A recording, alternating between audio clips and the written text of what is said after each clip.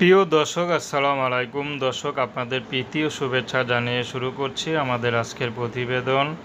তো দর্শক, আজকে আমরা এক অসহায় মেয়ের গল্প তুলে ধরব, যার নাম হচ্ছে উজালা। উজালার বিয়ে শাদী হয়নি। উজালার একটা ভাই আর একটা বোন আছে। উজালাই বড়। উজালার পরিবারে মা আছে, বাবা নেই। বাবা কয়েকদিন আগে স্ট্রোক করে মারা যায়। তো যে ছবিটা দেখতে পাচ্ছেন, এটা উজালা কক্সবাজার গিয়ে ছবিটা তোলা।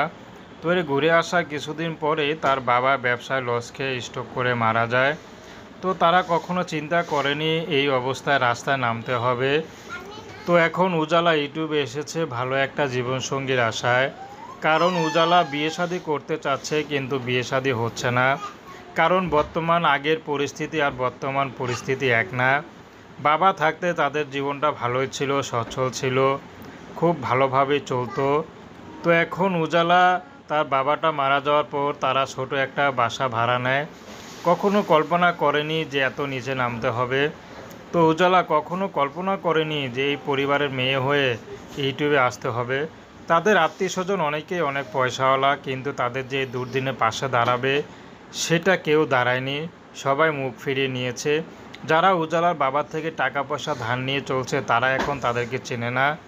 তো দর্শক, এই ছিল উজালা জীবনের সংক্ষিপ্ত জীবন কাহিনী। তো প্রেম, ভালোবাসা, সাহায্য, সহযোগিতা, বিয়ে শাদী করা একান্ত আপনাদের ব্যক্তিগত ব্যাপার।